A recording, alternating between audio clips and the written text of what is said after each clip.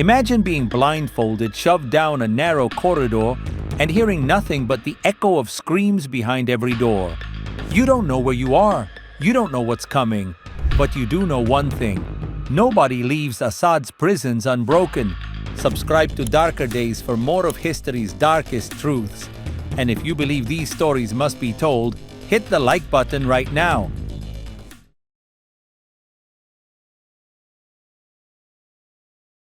1. The Welcome Party. For many prisoners, the first punishment came before interrogation even began. Guards would form two lines and force new detainees to crawl between them. Armed with batons, cables, and metal rods, they rained down blows on every part of the body. Some prisoners lost consciousness before reaching the end of the hallway. Others emerged with broken bones, unable to walk. Survivors described it as the moment they realized they were no longer human in the eyes of their captors. 2. The tire torture, Dulab. One of Assad's signature methods is known as the Dulab, or the tire. Prisoners are forced to contort their bodies into a car tire, wrists and ankles bound together. Once trapped, guards beat them with cables, whips, or sticks, striking the soles of the feet, legs, and back. The cramped position crushes the chest, making it impossible to breathe properly, while the blows inflict maximum pain. Some prisoners faint from suffocation before the beating stops, only to be revived and thrown back in again. 3. The flying carpet. A method infamous in Syrian prisons, the flying carpet is a wooden board with hinges. The prisoner is strapped onto it, face up or face down, and the board is bent until bones and joints strain at impossible angles. Once immobilized, guards beat the prisoner with electric cables or metal rods, focusing on exposed areas like the chest, face, and genitals. Survivors said the pain wasn't just physical. It was the feeling that their bodies were being broken beyond repair. 4. The electric torture. Assad's interrogators also turned to electricity. Prisoners were shackled to metal beds or chairs while wires were attached to their fingers, toes, or genitals. A crank or generator would deliver shocks that left muscles spasming violently, sometimes causing burns or unconsciousness. Prisoners described the smell of their own flesh burning as guards laughed and turned up the voltage. For some, the shocks caused permanent nerve damage. Others simply never woke up again. 5. The hanging torture, Shabe. Perhaps the most notorious of all is the Shabe. Prisoners are suspended from the ceiling by their wrists, often with their toes barely touching the floor, or not at all. Hours pass, then days. Shoulders dislocate, arms swell until circulation stops. During this time, guards whip and beat the dangling bodies, mocking them as they beg for relief. Many prisoners described wishing for death just to escape the agony of the Shabe. These punishments weren't isolated acts of cruelty. They were systematic, designed to break every prisoner's body and spirit. 6. The salt room. Some survivors described being locked into bare cells where their open wounds were deliberately treated with salt water. Guards would pour buckets of brine over lacerated skin, or force prisoners to roll on salt-covered floors until they screamed in agony. The burning sensation was unbearable, but the cruelty went further. Infection and dehydration set in quickly. For the victims, the pain never stopped. It lingered long after the torture ended. 7. The cold cell. Not all punishments were violent. Some were psychological slow torture. Prisoners were stripped naked and locked into freezing, unheated cells during winter nights. With no blankets, no food, and no water, the body shivered uncontrollably, teeth rattling until jaws ached. Many collapsed from hypothermia, hallucinating or falling unconscious.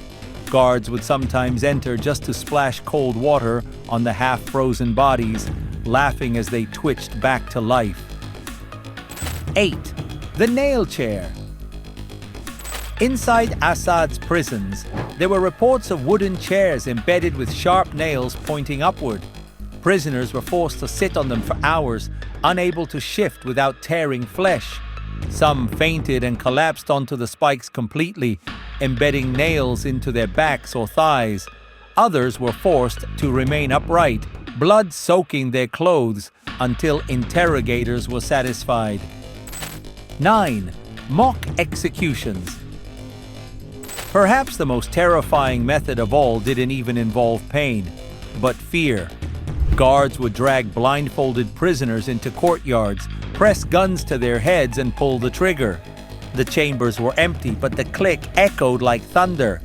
In other cases, prisoners were lined up and made to listen as others were executed, only to realize later that it had been staged. The psychological scars ran deeper than physical wounds. Many survivors said they would have preferred real death to the constant fear of a false one. 10. The corpse cell. To break resistance completely, guards sometimes locked prisoners into cells already filled with bodies, some dead, some barely alive. The stench of decay was overwhelming, the air thick with rot and disease. Being forced to sleep beside corpses to hear the moans of the dying left prisoners traumatized long after release. In Assad's prisons, even the walls themselves seemed to breathe death. These punishments went beyond interrogation. They were tools of control, designed to crush not only the body, but the very will to survive. In Part 3, we'll uncover the most grotesque punishments ever reported, acts so dehumanizing that even seasoned guards admitted they could never forget the screams. 11. The rape cells. One of the darkest realities of Assad's prisons is the use of sexual violence as punishment.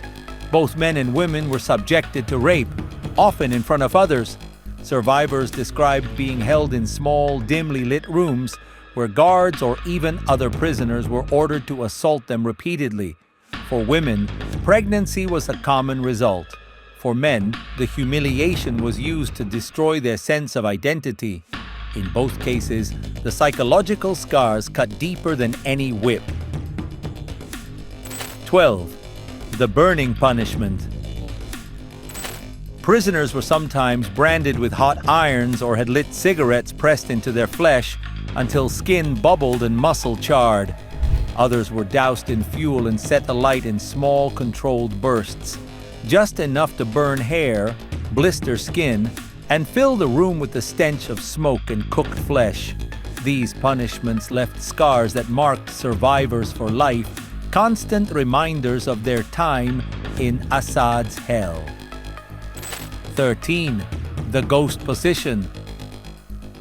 A method designed for endurance torture.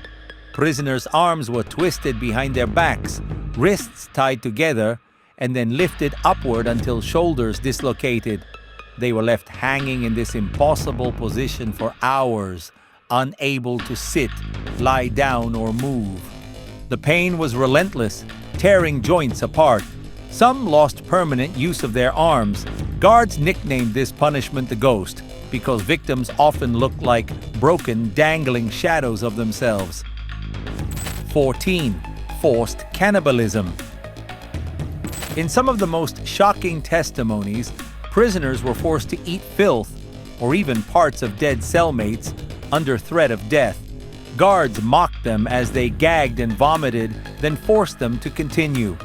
The goal wasn't sustenance, it was total degradation, to strip a human being of dignity so completely that survival itself felt like a curse. 15. The meat hook. One of the most grotesque punishments reported was the use of metal hooks in interrogation rooms. Prisoners were hung by the wrists, elbows, or even ribs, their full body weight pulling on torn flesh. Some were left dangling for hours, others beaten while suspended. The pain was unimaginable, the wounds often fatal. For those who survived, the scars carved across their bodies never healed. constant proof of Assad's cruelty. These punishments weren't designed to extract confessions, they were designed to erase humanity. Assad's prisons became factories of pain, where survival itself was the cruelest punishment of all. 16. The acid baths. Some survivors testified that prisoners were doused with acid, leaving skin blistered, peeling, and permanently scarred. Others were partially submerged in chemical-filled containers that slowly ate away at their flesh. The agony was indescribable, pain that burned deep into muscle and bone. For those who lived, the mutilation marked them forever. Their very bodies turned into warnings to others. 17. The mass hangings. In Assad's notorious Sednaya prison, hangings were carried out in secret, often dozens at a time. Prisoners were blindfolded, led into basements, and strung up on makeshift gallows. Some died instantly, others dangled, choking and twitching for long minutes. Survivors described hearing the sound of ropes creaking and bodies thrashing in the dark, the final chorus of Assad's justice system. 18. Starvation cells. Prisoners were locked into bare rooms with no food or water, left to waste away slowly. Days turned into weeks, skin clung to bone, organs shut down, and hallucinations consumed the mind. Some were kept alive just long enough to witness others collapse and die beside them. For those still breathing, every second was another reminder that death would come, just not soon enough. 19. The corpse disposal. To erase evidence, Assad's regime often dumped bodies into mass graves or incinerated them in crematorium-like facilities. But before disposal, corpses were sometimes piled inside cells with the living, forcing survivors to sleep beside rotting bodies. The smell of decomposition, the crawling of maggots, and the constant reminder of what awaited them broke even the strongest spirits. 20. The legacy of fear. The worst punishment wasn't just physical pain. It was knowing that the world outside rarely saw, rarely intervened, and often chose to look away. Survivors carried that silence like another form of torture. Inside Assad's prisons, people weren't simply punished, they were erased, their screams trapped behind concrete walls. And that was the regime's ultimate weapon. Not just killing the body, but destroying the idea that life inside could ever matter. مين رباك؟ بشار الأسد. مين اتبعك؟ بشار الأسد. لمين بتصلي؟ لبشار الأسد. أيوة. If you made it this far, you've just witnessed some of the darkest punishments in human history. Subscribe to Darker Days for more stories they never wanted you to hear. If you think the Mongols ruled more by fear than by force, hit the like button and share your thoughts in the comments. Which do you think is more terrifying? Physical torture that breaks the body, or psychological torment that destroys the soul? Let us know in the comments.